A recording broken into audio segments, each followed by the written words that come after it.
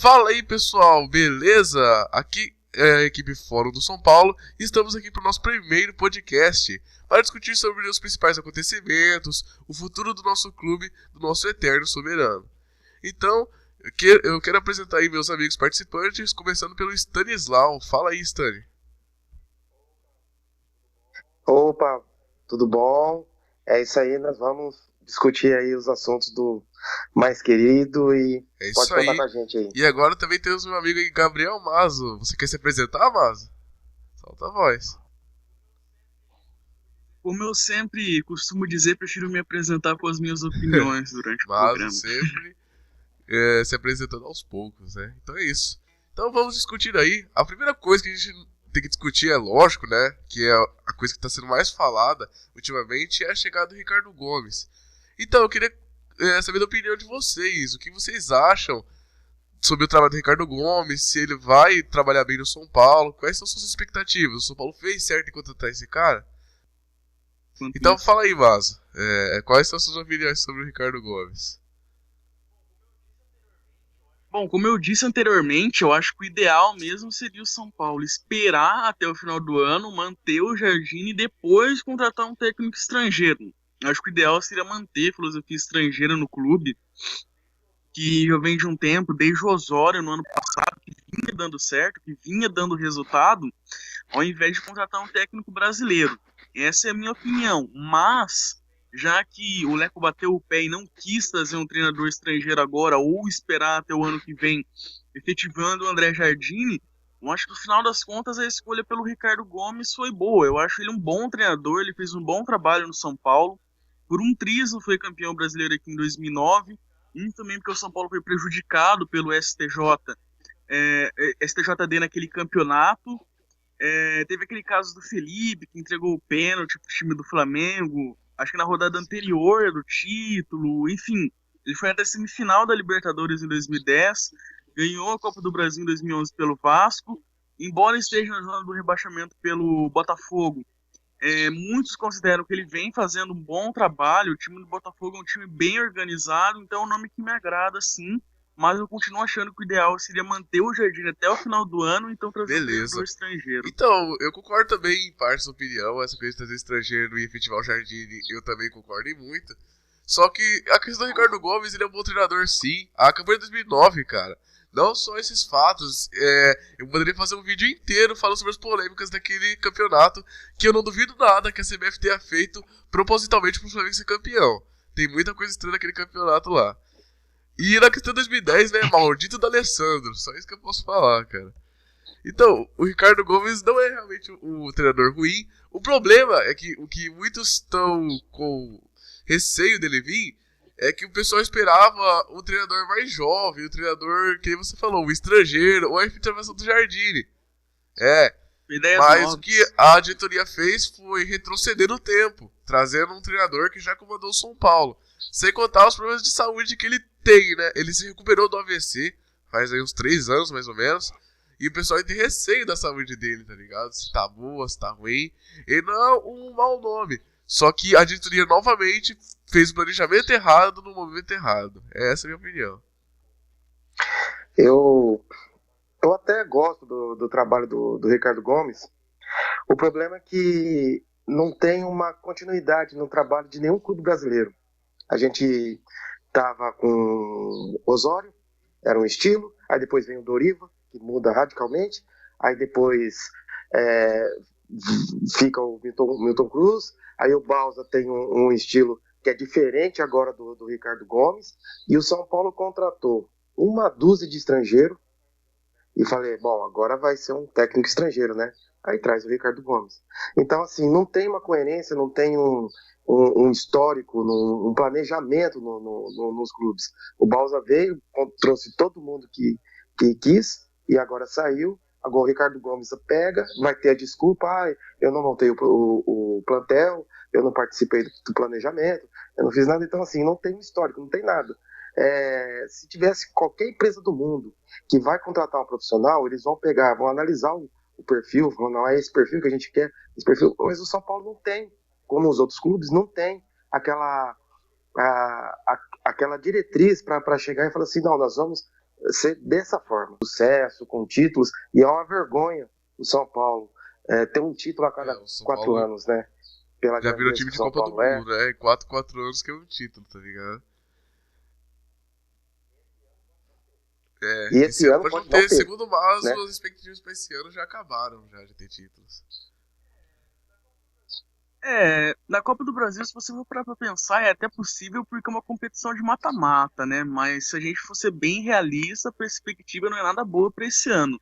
Agora, eu concordo plenamente com a falta de coerência, porque você pega o estilo do Osório, é um estilo muito ofensivo. Mesmo na Colômbia, ele era considerado um revolucionário. Ele tem um estilo que as pessoas costumam classificar como um kamikaze, ele joga o time muito para frente, avança muito a linha defensiva.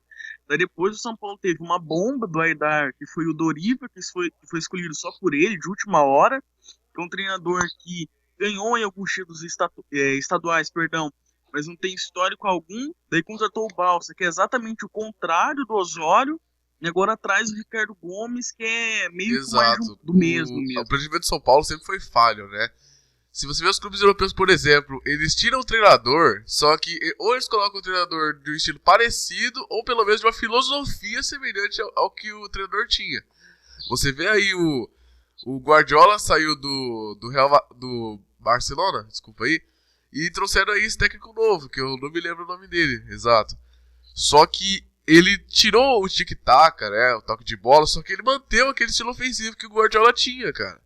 Ou seja, ele deu continuidade ao trabalho dele. A mesma coisa aconteceu com o Atlético Nacional, campeão da Libertadores esse ano. O Osório saiu e trouxeram o Reinaldo Rueda, que também tem um estilo ofensivo kamikaze, né? Então, continuou certo o trabalho dele. O São Paulo de 2005 a 2008 também é um exemplo.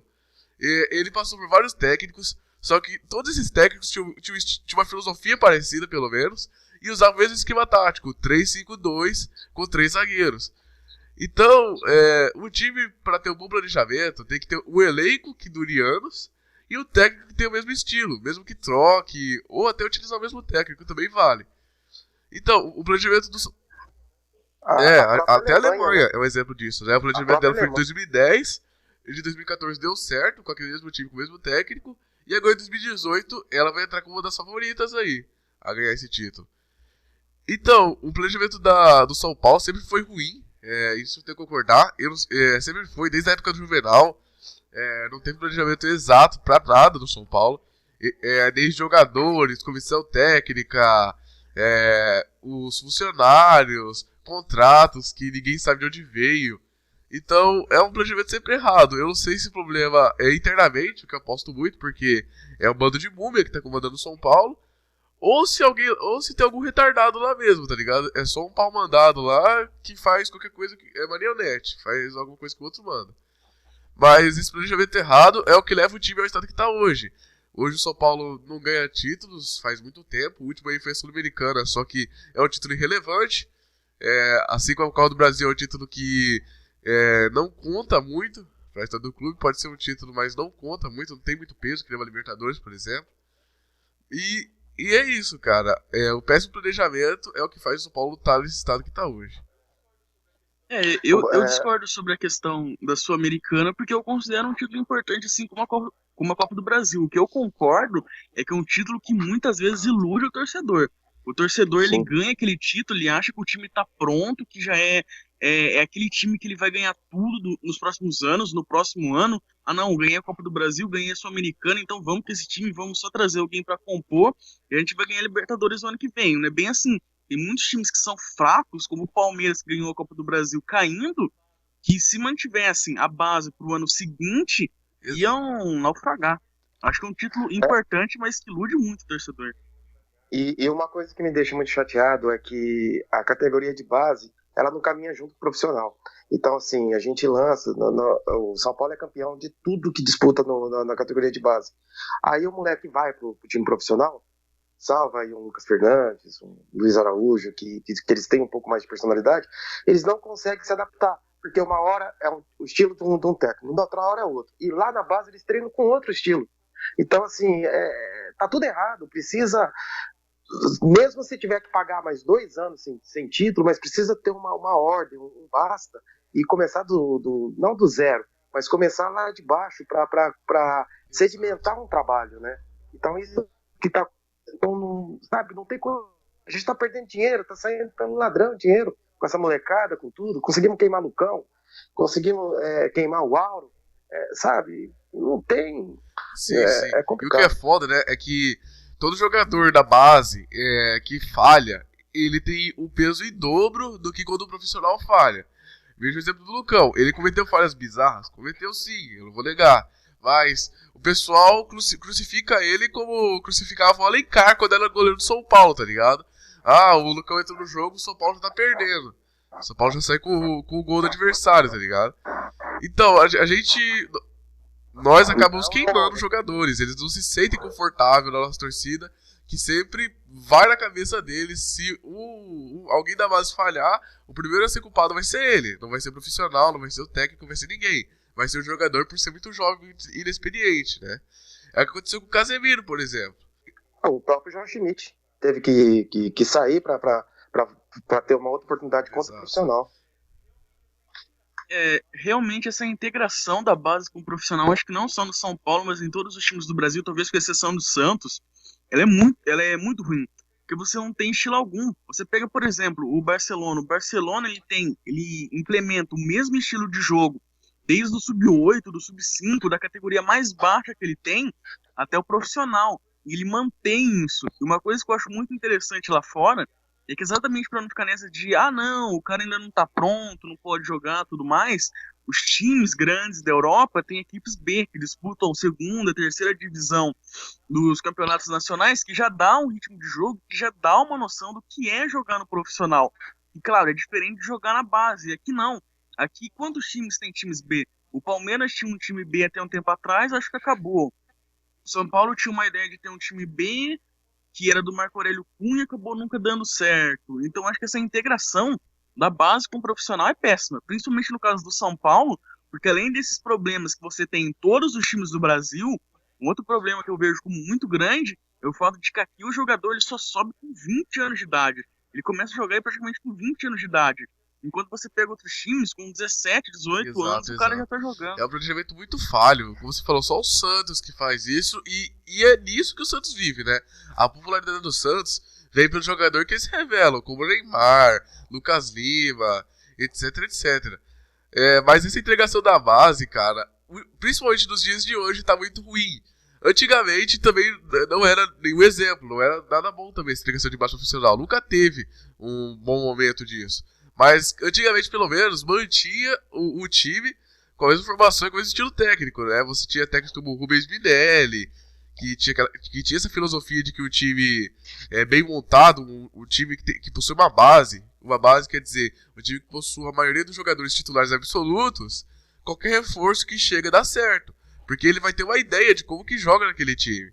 Um jogador que chega no time que já tem uma base, que já tá com o elenco montado, tá com o time montado. Então, e falando nisso, né, e uso da base, essas coisas, temos também falar do técnico interino, que já vai sair aí com a vida do Ricardo Gomes, o André Jardine. E aí, o que vocês acham do trabalho do Jardine? Será que ele merece novas chances futuras, se caso o Ricardo Gomes sair? Ou que ele deveria ser efetivado em algum outro momento? Falei a opinião sobre ele. Era meu preferido, né?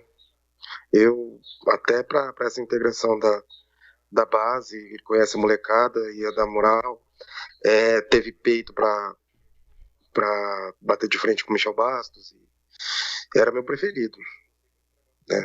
E eu gostei muito do trabalho dele. Eu concordo, eu acho que o André Jardine tem um estilo bem interessante, que poderia dar certo. Ele tem um estilo que junta um pouco daquela ofensividade do Osório, mas com a garra que o Balsa colocou no time. Me lembra até o Kudê, técnico do Rosário Central, que também tem esse estilo. Acho que seria interessante sim, manter ele pelo menos até o final do ano. Mas como nossa diretoria tem um repolho no lugar do cérebro, né? Então não vamos fazer isso. Preferiram contratar o técnico certo no momento e na hora errada, né? Enfim. Mas o Jardine, eu também admiro o trabalho dele, que ele pegou um time, cara, que se o Jardine perdesse ou empatasse o jogo de Santa Cruz, já seria massacrado, porque não tava no bom momento. Não ganhava, se eu não me enganado, 4 jogos. Me respondem aí, vocês, se quiserem me corrigir. Mas eu acho que foi isso, 4 jogos. 6 jogos. 5 ou 6. Nossa. Nossa, 5 ou então 6 era por aí. bastante jogo que o São Paulo tava sem ganhar. Então, ele já pegou o São Paulo num momento conturbado, numa situação difícil, tá ligado? Era um time que os torcedores já estavam dizendo que ia brigar pra não cair. E o Jardine conseguiu pegar esse time dessa bucha e colocar ele pra jogar. E engraçado, como você falou, ele tem um estilo que todos os jogadores gostaram, cara. Vários jogadores pediram pra ele ser efetivado. Hudson, Thiago Mendes, Chaves, Mena, etc, etc. Então eu acharia muito certo se a diretoria manter ele pelo menos até o final desse ano, cara. Aí depois, ano que vem, fazer um planejamento novo, fazer um elenco novo, né? Com a qualidade do elenco que a gente tem, que infelizmente é meio ruim. Mas É o que o Flamengo tá fazendo, né? O Jardine eu gostaria muito que fosse efetivado. Mas infelizmente a diretoria é muito cabeça oca, cara. E é foda. É o que o Flamengo tá fazendo. Exato, com o exato. O Zé técnico Ricardo, deles, né, cara? O Zé Ricardo, que Hã? até serve de exemplo pro São Paulo, né? Nesse caso do Jardim. E o Jardim é muito melhor que o Zé Ricardo, né? Infelizmente Mas é foda. Não tem como fazer discutir o essa quê, né? diretoria. Espero, né, que nessas eleições, eu não sei se alguém tem mais informação de quem vai se candidatar, se vai ser o Leco e quem serão os outros que vão se candidatar, mas que pelo menos tem que ser melhor que o Leco, cara, porque tá complicado. Ou tem ideias melhores que ele, porque tá complicado. O que se comenta dentro do clube é que muito possivelmente o Neco deve sim se candidatar à presidência do clube no próximo ano, né? Se candidatar aí a uma espécie de reeleição, embora esse mandato atual de 1 ano e meio não conte com um mandato de fato. Ele está só cumprindo o restante daquele mandato que era do Aidar, então ele vai poder ainda se reeleger mais 2 vezes, praticamente se perpetuar no poder, o que seria péssimo. E do outro lado, o que se comenta é que poderia ter havido uma reunião entre o Fernando Casal de Rei, que já poderia ter se candidatado no ano passado, ao invés do Newton do Chapéu, que acabou se candidatando, confrontando o Leco e perdeu, e o Fernando Casal de Rei teria declarado apoio ao José Roberto Opsi Blum, que comandou aquele conselho de ética do São Paulo, que acabou expulsando o Aidar e Exato, o exato. Ataíde do conselho deliberativo do clube. Eu, honestamente, não vejo nenhuma perspectiva em nenhum dos dois, porque o Leco todo mundo Pois já é. sabe o desastre que vem sendo. E por outro lado, o Opsi Blum, embora seja um advogado muito renomado, um jurista muito renomado, tudo que se falou durante esse processo aí que levou à saída do Aidar, do Ataíde do conselho do clube, é que ele era muito próximo ao Aidar. Inclusive fez de tudo para postergar as investigações. Tanto é que o Ataíde, tudo bem que o Ataíde também errou, merecia ser expulso do clube, é proibido você ter algum tipo de agressão física contra outro membro, enfim, mas ele acusou o Ataíde de ter cometido, como que se diz, uma tentativa de homicídio, que é muito exagerado, pegou muito mais pesado com o Ataíde do que com o Aidar. Então acho que não tem perspectiva alguma para as eleições do ano que vem, a não ser que o Fernando Casal de Rei volte atrás, se realmente teve essa reunião, se ele realmente declarou apoio ao Opsi Blum e se candidate a O presidente. que falta é diretores, dirigentes, presidentes com pensamentos novos, cara. Que durante todos esses mandatos tivemos pessoas com pensamentos arcaicos, pensamentos velhos, vamos dizer assim mesmo. Ninguém pensa diferente, ninguém age diferente. Tanto que dos dirigentes lá, todos queriam treinador estrangeiro. O Leco foi o único aquele treinador brasileiro, tá ligado? Sim, o Leco que já havia pedido o Falcão no ano passado e o Dunga em 2012. O Abílio Diniz, ele poderia ser presidente e seria uma alternativa, um Paulo Nobre nosso, será? Ou não? Eu não tenho certeza se o Abílio Diniz ele é conselheiro. Se ele for, talvez ele possa ser, mas eu não tenho certeza. Eu acho que ele não é. Mas se o Abílio Diniz se candidatar e vencer, seria um a primeira coisa que ele vai fazer é colocar o Milton Cruz de volta, né, cara? Era muito próximo do Milton Cruz, que eu tenho certeza que com certeza ele vai acabar tendo alguma influência nessas próximas eleições, assim como ele declarou apoio ao Juvenal no passado, tentou se aproximar do Aidar. Eu acho que muito possivelmente a gente ainda vai ouvir falar do Abílio Diniz no processo de eleição do próximo ano, certamente vai. O único problema é que ele tem uma mania de querer mandar em tudo no futebol, né? E que se fala que ele só apoiaria o Aidar de fato, mesmo se o Aidar desse poderes amplos para ele no futebol. Ele E assim, eu honestamente não vejo muita diferença no pensamento de futebol dele pro Exato. Leco, por exemplo. Porque o Abílio Diniz sempre quis que o Milton Cruz fosse técnico do São Paulo. Ele gosta muito de técnicos brasileiros. Você acompanhar aquele blog dele, ele sempre tá cornetando todo mundo, a todo momento, muda toda hora de opinião. Eu não vejo ele honestamente como alguém equilibrado o suficiente, entendedor o Exato. suficiente para ser Quando você presidente. analisa as opções do São Paulo, cara, tipo, você percebe que é trocar sujo por mal lavado, né? Temos o Abel Diniz, que tem esses problemas, o Opsi Bloom, best friend do Aidar, né? O Leco, que não precisa nem comentar, e o Newton do Chapéu, que eu acho que é o único aí que os torcedores são mais a favor, mas ao mesmo tempo é muito criticado pelas algumas atitudes dele, né? O Nilton do Chapéu ele ganhou muito apoio da torcida porque ele participa e interage muito nas redes sociais, né? Você pode ver que ele está sempre publicando conteúdo nos grupos de torcedores, ele responde comentários, ele acaba se aproximando muito do torcedor, então você acaba criando uma imagem um pouco positiva dele. Eu honestamente não sei. Hoje eu acho que o São Paulo é um mar de podridão quanto a opções Exato, exato. políticas. Será que em Cotia não dá para revelar nenhum dirigente, não? Uma categoria de base para dirigente? Tinha o Luiz Cunha, né, que acabou subindo, mas acabou se demitindo por confusão com o Exato, Leco. exato. E pior que o Luiz Cunha depois perdeu toda a palavra, porque o Cueva acabou dando certo e o Marco acabou sendo contratado, mesmo com todos esses problemas, tá ligado? Sim, sim. O que se fala também é que o Luiz Cunha era a favor do São Paulo não trazer nenhum reforço, não só até não conseguir efetuar a contratação do Michael, mas também para Libertadores, né? É, não, Então, complicado, porque se o time já não era lá essas coisas, sem contratação, é, então com algumas saídas, o e foi o foda que é isso, aconteceu né? de É que o qualquer pessoal forma, fala o né? que se fala, né? Nunca chegaram a perguntar exatamente pro Luiz Cunha o que ele pensava sobre isso. Porque é foda quando você tem a empresa que se mexer com política, porque a empresa fala 1000 coisas e do outro lado a pessoa fala 5.000. Então é foda pra ver quem que é verdade desse lado, né? Ele declarou voto pelo não em um vídeo divulgado pelos sócios e conselheiros do clube nessa votação que teve recentemente. E ele também não poderia se candidatar à presidência do clube de qualquer maneira, porque ele não é conselheiro, ele só é sócio, se Então, não me também, engano, do eu clube. vejo que tem que ter uma renovação política geral, né? Tanto em dirigentes, presidente e conselheiros. Porque é um mais bostinha que o O outro, cara. Infelizmente. Vocês vão. grande problema é que o sistema do São Paulo favorece isso. O São Paulo tem um estatuto que agora vai ser mudado com muita facilidade. E uma das coisas que precisa mudar com urgência é a separação social e do futebol. Porque nos últimos anos, o presidente que quer se reeleger, ele basicamente faz uma reforma milionária na área social do clube e com isso acaba ganhando votos. Porque a maior parte dos sócios do São Paulo, segundo uma pesquisa feita pelo próprio clube, se não me engano, cerca de 53% dos sócios do São Paulo sequer torcem para o São Paulo. Muitos conselheiros também se fala que são corintianos, que são palmeirenses. Então, na verdade, você tem muito mais gente que torce para outros clubes dentro do São Paulo do que torce Exato, para exato. o São Paulo. Então, é óbvio que você fazendo reformas, dando viagens, como o moleque faz, para conselheiros irem.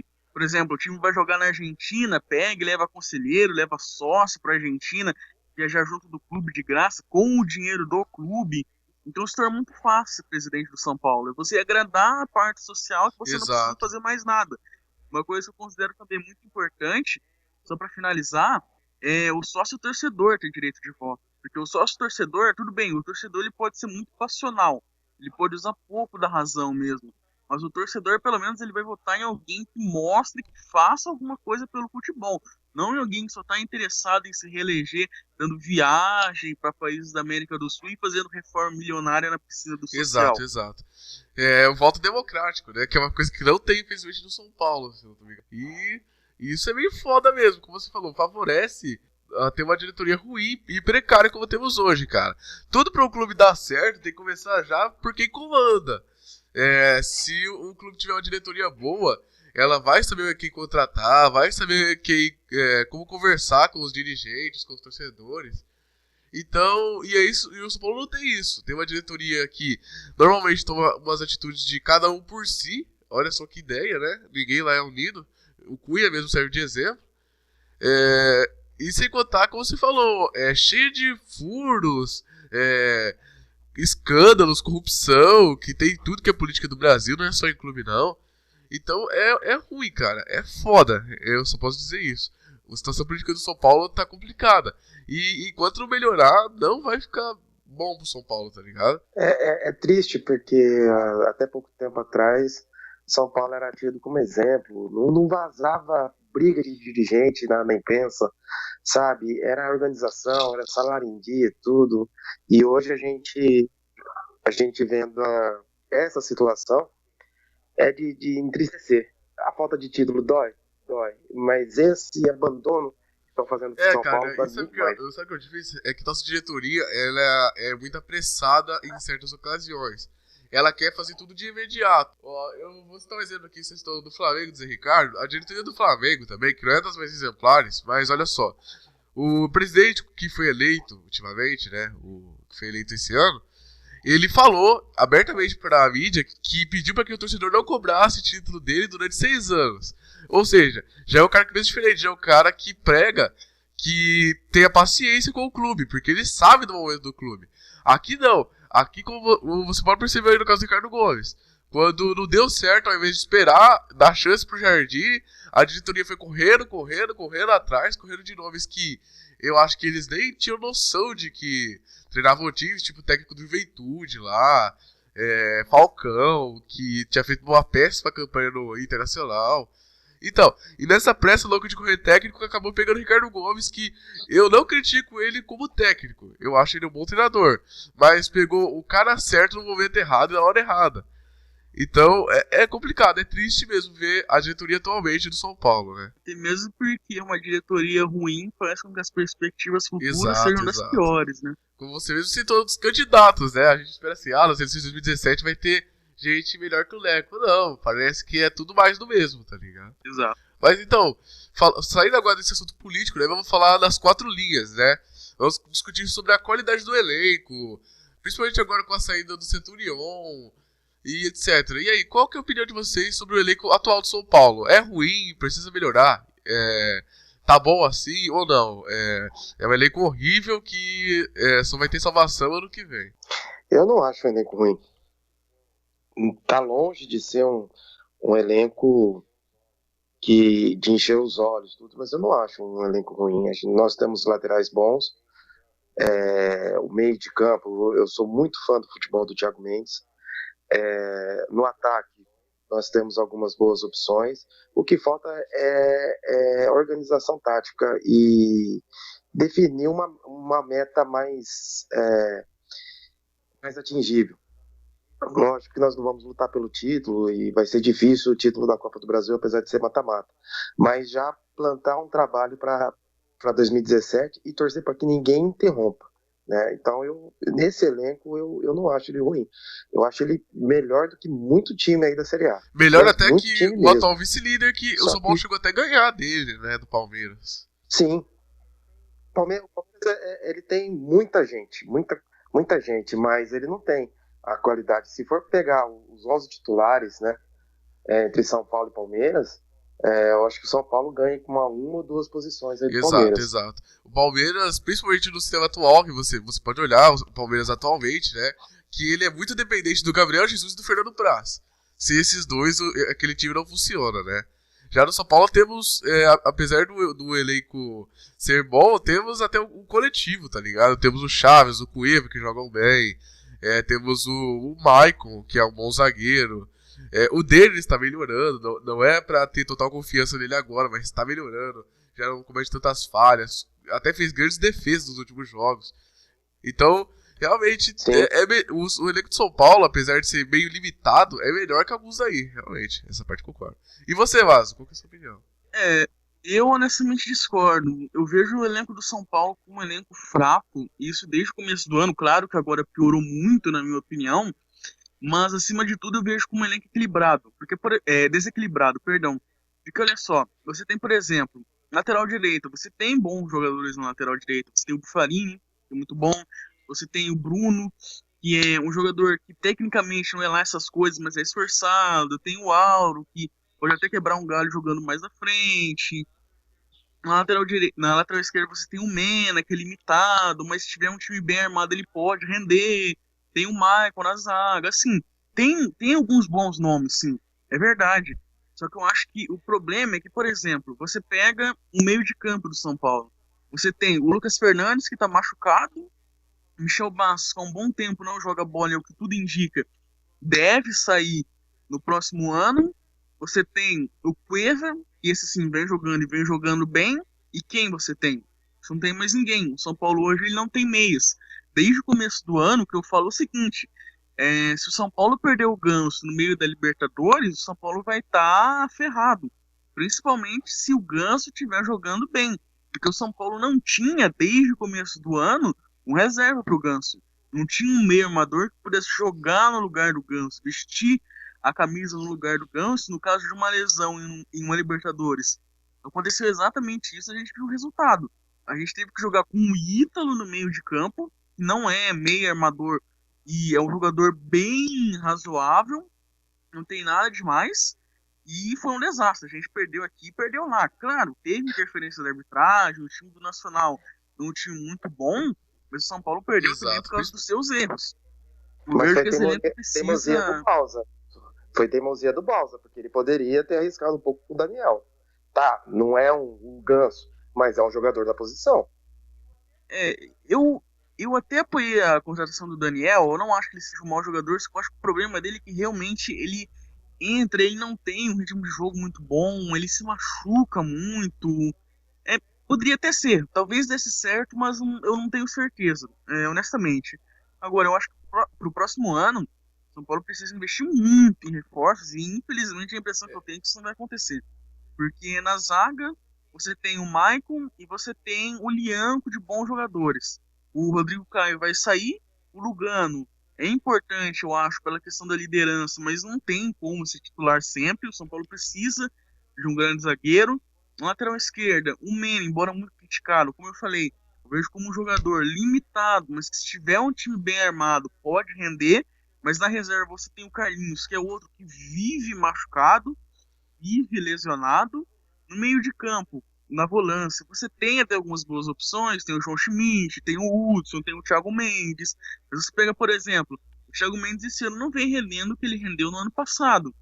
O Hudson pode estar tendo bom rendimento esse ano, principalmente teve na Libertadores, Exato. mas é um jogador limitado. No meio de campo, como eu falei, não tem ninguém. No ataque, falta um centroavante que faça gols, um centroavante de nome. Hoje você não tem esse 9 no São Paulo. O Chaves está fazendo gols.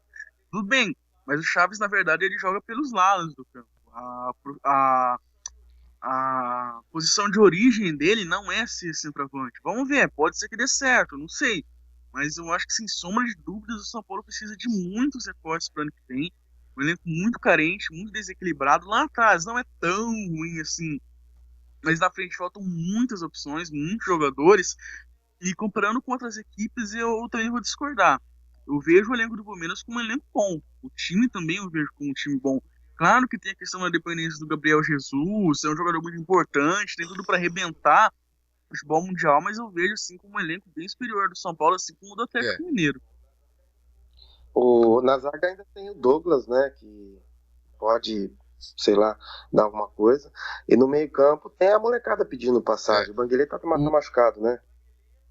O Banguelê, não sei se ele se machucou. A última informação que eu tive foi que ele tava muito afoito até nos treinamentos e acabou voltando pra base. Agora eu não sei se ele tá jogando na base, se ele se machucou, mas a última informação que eu tive foi que ele voltou pra base. Mas era um cara que poderia acreditar, poderia apostar nele, né? E tem os outros jogadores da base, então podia dar uma mesclada, aproveitar esse resto de ano que a gente não tem grandes ambições e dar uma oportunidade colocando o pessoal. Você vê o Luiz Araújo, ele tinha que estar desde do começo lá no jogo do Atlético Nacional, porque o São Paulo precisava do resultado. Então, assim, tem algumas pessoas, alguns jogadores que podem dar uma investida melhor nesse coisa. E outra coisa também que eu tava pensando aqui comigo, em colocar um segundo goleiro na Copa do Brasil, porque o Renan Ribeiro também é muito bom, e só que ele fica sem ritmo de jogo. Se o Denis machucar, aí que a gente tá no corgo mesmo, né? Eu concordo, sim. Eu acho que a gente poderia e deveria usar esse restante de ano para dar Sim, oportunidade a vários jogadores. Por exemplo, o Michel Bastos mesmo. A perspectiva é que ele não fique para o ano que vem. O São Paulo quer mudar o seu perfil, quer ter um time mais aguerrido. Embora o Ricardo Gomes, como técnico, não bata muito nisso, que mostra, mais uma vez, uma falta de coerência.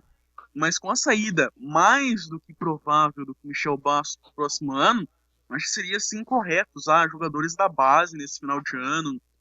Acho que seria importante, até mesmo para dar rodagem para esses jogadores, porque você sempre pode falar, mas eles ainda não têm, não estão prontos, não estão maduros para jogar no profissional. Mas eles só vão ficar jogando, né? Não adianta exato, nada exato. você deixar eles treinando. Vocês lembram como que nasceu aquele time de 2002 do Santos? O Santos ele ficou em nono lugar no Campeonato Paulista daquele ano e era a única vaga, o único lugar que não ia disputar nada. Aí tinha medalhões, como Edmundo estava jogando lá, Rincon. O Leão chegou, mandou esse pessoal embora, porque eram altos salários, e foi obrigado, sem dinheiro, que continua até hoje sem dinheiro, Santos, investir na molecada. E aí deu no que deu naquele time lá, com Diego, Robinho, Paulo Almeida, Fábio Costa, enfim. Então Exato. poderia ser, sei lá, Eu cortar acho, atrás também. assim, o Santos vive hoje da base, né? Todos os títulos que você perceber foi ganhado com a maioria do time formado. Os últimos títulos mesmo, como a Libertadores e a Copa do Brasil, títulos importantes, porque Paulista, né? São Paulo, só o São Paulo que é os que menos tem 23. Mas títulos importantes mesmo como a Libertadores, Copa do Brasil, eles ganharam com jogadores jovens, como Neymar e Ganso, André, outros exemplos aí. O São Paulo, pra mim, na minha opinião, não sou clubista, mas Cotia eu acho que tem a melhor formação de jogadores. Melhor até mesmo que o próprio Santos. O problema é que o São Paulo nunca investe nesses jogadores.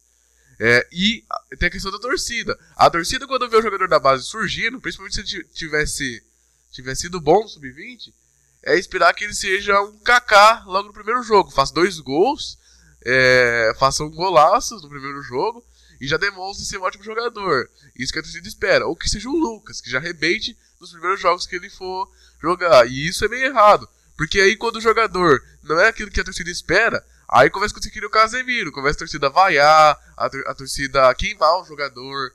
Porque como ele é jovem, ele sente muito mais pressão que o profissional. O jovem às vezes não tem a mente muito trabalhada. Então isso acaba interferindo na carreira deles, né? Mas eu também concordo. Eu, na verdade, eu até sou chamado aí pelo pessoal aí de os novinhos do Mica, porque eu apoio muito a base. Eu apoio muito o uso da base mesmo. Principalmente em competições como no final desse ano e no Paulista do ano que vem, que é uma competição que já não vale o leite derramado, que é uma competição já que eu tô vendo que favorece aos grandes. Não é mais uma competição justa. É feito para o grande ganhar, seja Santos, seja São Paulo, seja Corinthians, seja Palmeiras. Então é um tipo de campeonato pra gente dar rodagem aos jogadores da base, né? E para jogadores que não tiveram muitas chances. Eu concordo que o Paulista ele sempre deveria ser usado como uma forma de você dar rodagem para esses jogadores da base. Porque, afinal de contas, é um campeonato que não vale praticamente nada, para não falar nada. Mas eu acho que o grande problema hoje é que a Federação Paulista, percebendo que os times estavam começando a desvalorizar cada vez mais o estadual, impôs aquele limite de jogadores, acho que 23 ou 28, se não me engano, acaba praticamente inibindo a possibilidade de você colocar vários jogadores da base para jogar. Porque se você. Seria assim, meio que uma loucura você colocar só jogadores da base inscritos. Você poderia correr risco até mesmo de cair, talvez. Mas agora, você mesclar, dá muito mais chance para jogadores da base no Campeonato Paulista. Se não tivesse esse limite, com certeza eu apoiaria, sem sombra de dúvidas. Mas, sobre essa questão da formação do São Paulo, ser melhor do que a do Santos, assim, eu fico um pouco no meio do muro, porque como pessoa, o São Paulo dá muito apoio mesmo aos jogadores, banca estudo, incentiva os jogadores a estudarem, jogadores que não têm bom rendimento na escola acabam saindo das categorias de base, isso eu concordo. Agora, como jogador, aí eu já não sei, porque tem muita reclamação de que os jogadores da base do São Paulo são mimados, acabaram pegando uma fama meio que de playboy, porque não tem muita vontade, não tem muita garra, tudo mais. Isso já é ruim porque já queima o jogador que sobe. Agora o São Paulo está mudando um pouco isso. Com o trabalho do Jardim nas categorias de base, parou também de pagar salários altos a jogadores de base. E o São Paulo revela assim, bons jogadores. Você pode ver que tem vários bons jogadores no futebol internacional, europeu, que foram revelados pelo São Paulo. O problema é que o São Paulo demora muito para usar os jogadores de base, que faz com que os jogadores acabem saindo ou não sendo aproveitados como deveriam. E em relação ao Santos, realmente, eu enxergo o Santos como um modelo, mas um modelo que não dá para o São Paulo alcançar, por exemplo. Porque o Santos, ele praticamente só usa o jogador da base com uma ou outra contratação, um ou outro jogador experiente, porque o Santos é um time que, historicamente, nunca teve muito dinheiro quanto os outros clubes. Sempre foi um time mais pobre, não um time pobre como, sei lá, o Coritiba, mas um time que não tem tanto dinheiro assim, não tem capacidade para montar grandes equipes. Então isso forçou o Santos a investir só nas categorias de base. Eu acho que é impossível você ter um trabalho tão bem aplicado, os jogadores da base jogando tanto assim no profissional quanto o Santos. Mas se aproximar disso, eu acho que é possível sim. Exato. Cara, na minha opinião, eu penso assim, o São Paulo tem melhores jogadores revelados da base de Cotia do que do Santos. Que, tipo assim, eu buscando aqui na minha mente, né? Eu posso estar errado, depois você me corrige aí. Mas o São Paulo, comparado ao Santos, teve mais jogadores que ganharam o prêmio de melhor do mundo, porque eu lembrei aqui Kaká, Cafu, todos esses que já jogaram pelo São Paulo, revelados pelo São Paulo, já foram melhores do mundo, sim. O Cafu até mais de uma vez, se eu não me enganado. E o Kaká também.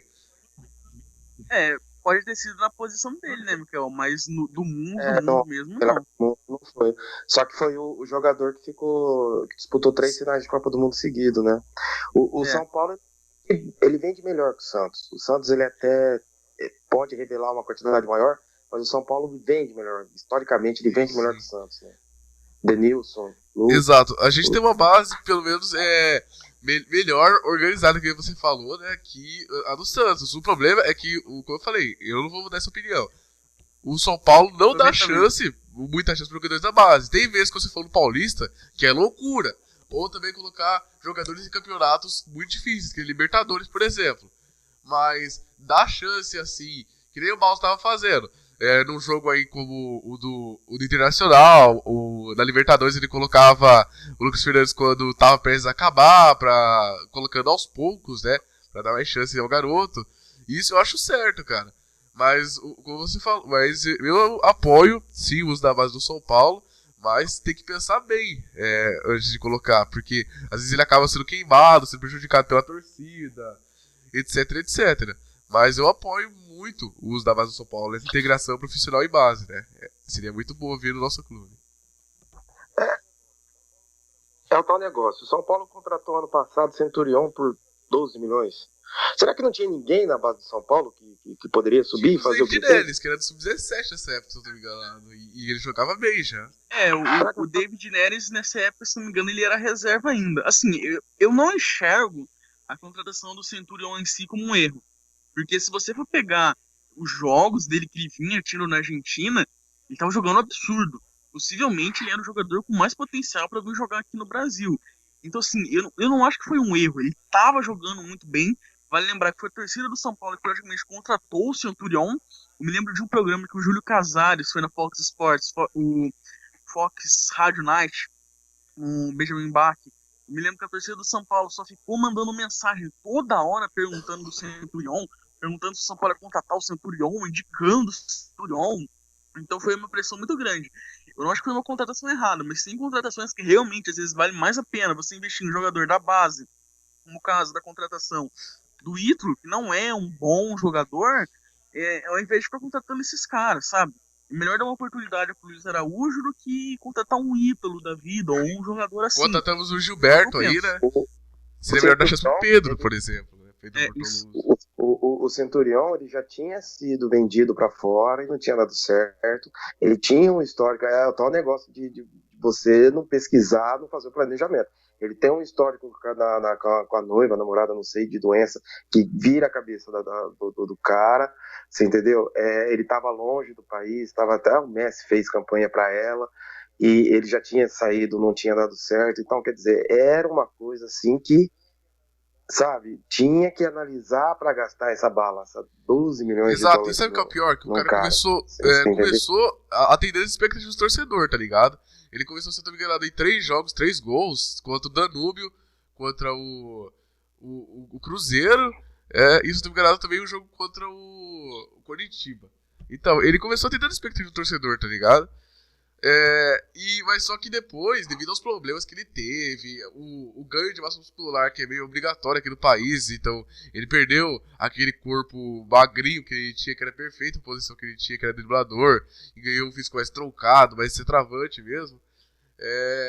E outros fatores levaram o Centurion a passar de admirado pela torcida a odiado pela torcida, né? Hoje a torcida agradece por ter sido vendido. Olha como o jogo mudou, né? O Centurion, ele marcou um gol na estreia, não foi nessa sequência, mas ele marcou um gol na estreia, só que realmente ele sempre teve esses problemas. Quando ele saiu do país, ele foi jogar no Genoa, não me lembro há quantos anos atrás ele teve esse problema, não foi bem no Genoa, acabou voltando pro time do Racing, na Argentina. Eu me lembro que nas primeiras semanas dele aqui surgiu uma notícia de que ele estava em depressão profunda. Ele comprou um cachorro de 20 mil reais para poder ter alguma companhia aqui. Ele é muito tímido, ele é muito fechado, ele se sente mal por causa disso. Realmente dava assim para você ter pensado. Eu ainda acho que ainda foi uma aposta até que interessante. Ele poderia ter, sei lá, superado esse problema, não ter esse problema aqui, mesmo que ele ainda estava na América do Sul. Mas realmente é algo que dava assim para se pensar. Eu concordo. Agora, sobre o físico dele, sobre o físico de outros jogadores que vêm pra cá, acabam ganhando massa muscular, eu não enxergo como um problema. Porque assim, o Centurion na Argentina, ele era bem magro, isso é bom pra posição dele. Claro que sendo bem magro, ele vai correr muito, ele vai ser um jogador muito rápido. Só que o problema é que o futebol aqui, o futebol ainda mais lá fora, no caso da Europa, ele é mais físico. O jogador precisa ter um físico mais forte do que ele tem na Argentina. Na Argentina, se você for pegar algumas imagens dele, era praticamente alguém... parecia que usava crack. Extremamente magro. Então, e se ele vai bater de frente com o zagueiro, ele ia perder sempre. Ele perde um pouco de velocidade, mas é o ideal. Como eu sempre falo, o Neymar, ele foi pra Europa e ganhou 5 quilos de massa muscular. Porque tipo, o Neymar, quando ele jogava aqui, ele tinha o físico tipo do Centurion também, muito magrinho. Tanto que essa foi de Kaikai, eu até suspeitava às vezes que era que ele não aguentava combate com o zagueiro, tá ligado? O zagueiro já dava combate dele e já caía, tá ligado? Tão magro que o físico dele era. Aí quando ele foi na Europa, ele ganhou mais massa muscular, e mesmo assim continuou sendo um bom jogador. E um outro detalhe da contratação do Centurion, que serviu de escada pro Pinotti, né? Pinotti, né? Que fala, né? É isso, Vinícius Pinotti. Então, serviu de escada pra ele, né? Quer dizer, ele comprou um lugarzinho dele lá por 12 milhões lá, só que o São Paulo vai ter que pagar ele de novo. Então, são coisas do futebol que falar igual o Muricy. A gente não sabe. O São Paulo sempre teve azar com esses caras medalhões, né, mano? Ricardinho, Centurion, Ganso. O único que deu certo é o Maicon, e mesmo assim as pessoas culpam ele por ter eliminado a Libertadores. Mas isso é assunto para outro vídeo. Mas é isso aí, cara. Essas são as expectativas aí do Centurion, da saída dele. E agora, só pra encerrar, né? Quais que são suas expectativas atuais? O que vocês acham do São Paulo atualmente? E o que vocês acham que o São Paulo tem que fazer no futuro? Qual que deveria ser o planejamento dele ano que vem? Só pra encerrar aqui o podcast. Olha, pra esse ano, como eu disse, a minha expectativa ela é 0. Acho que um ano perdido pro São Paulo. Pode ganhar o Copa do Brasil? Pode, é possível. É um torneio de mata-mata. O Palmeiras ganhou caindo. Só que nós temos aí alguns problemas. Nós temos times que são, se não melhores tecnicamente, mais encorpados que o São Paulo. Como o Grêmio, como o Santos, que eu vejo como times muito fortes nessa competição.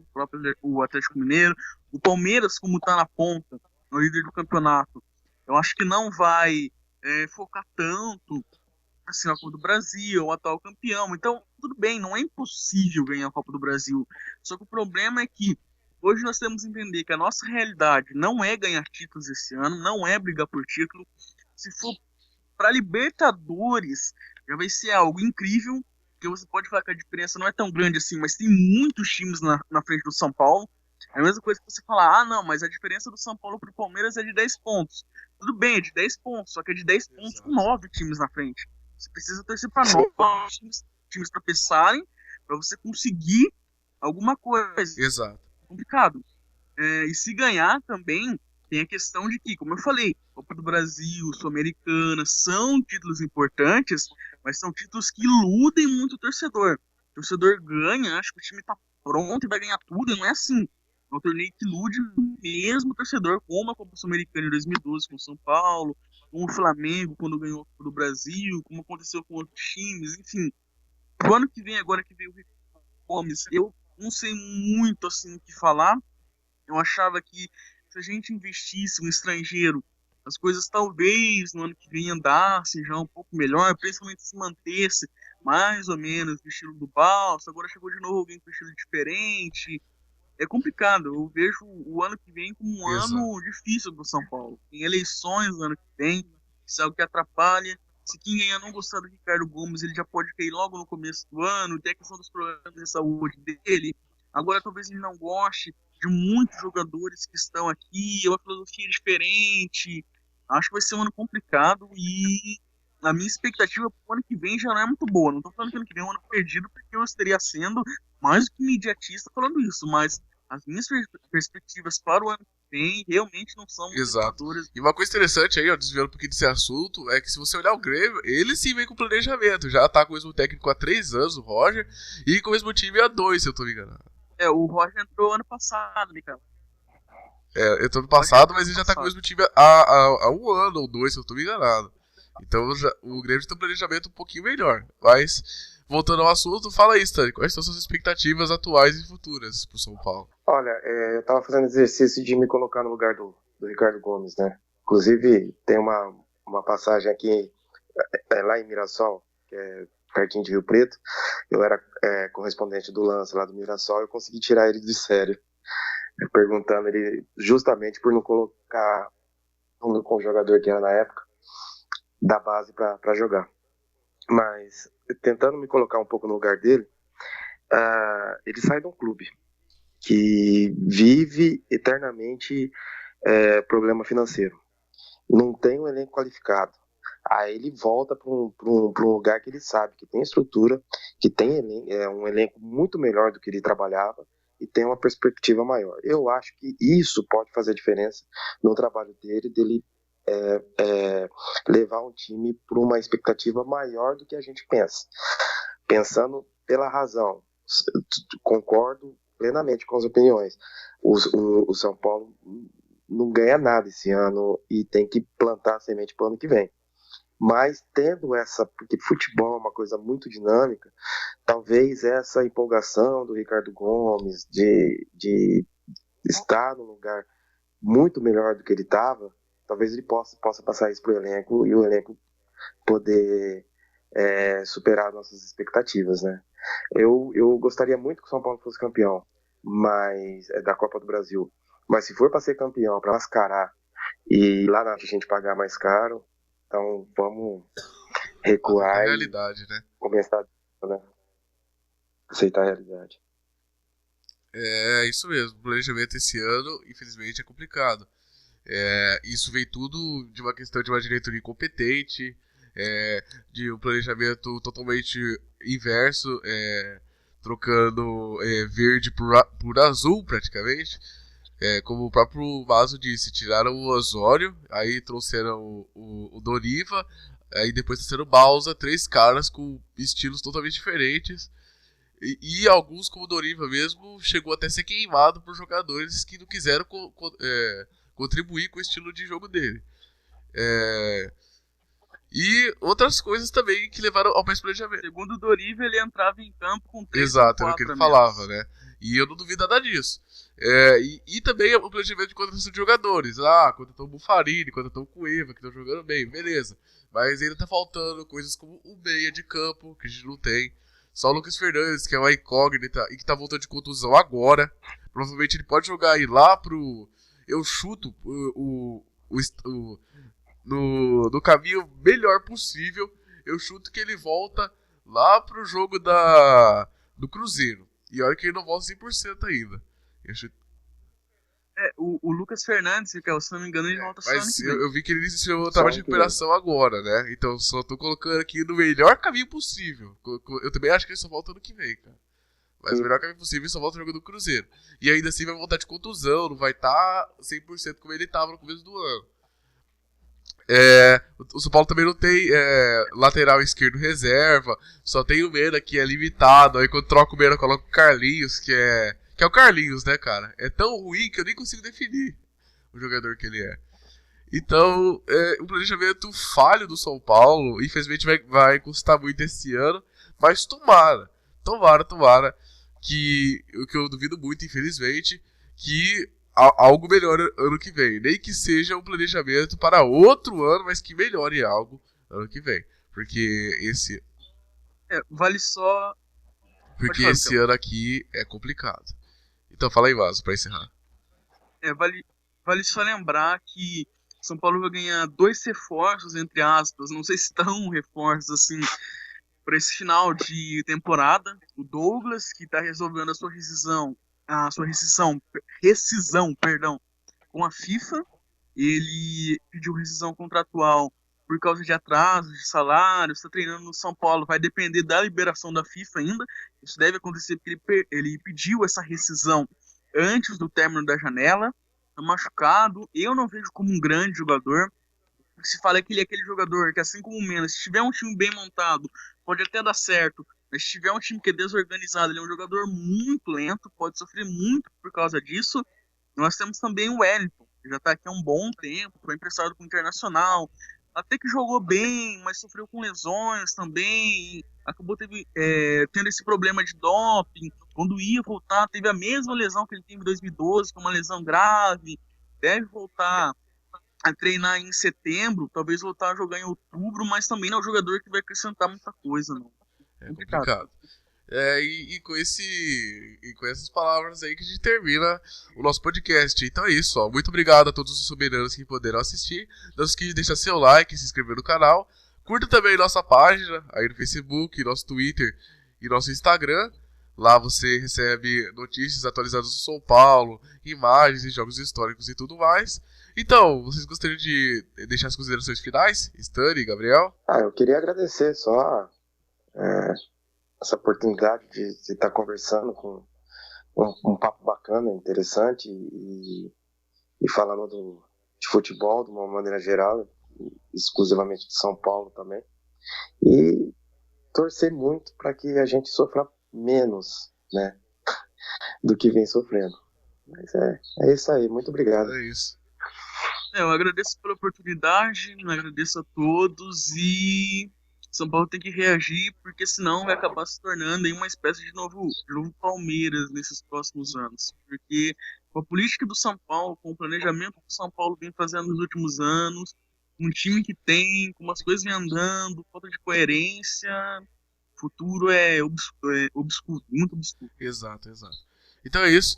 Muito obrigado pela participação de vocês. Nos vemos no próximo Mesa Tricolor. Então é isso. Valeu, falou e até a próxima. Não se esqueça de se inscrever, porque juntos somos soberanos. E até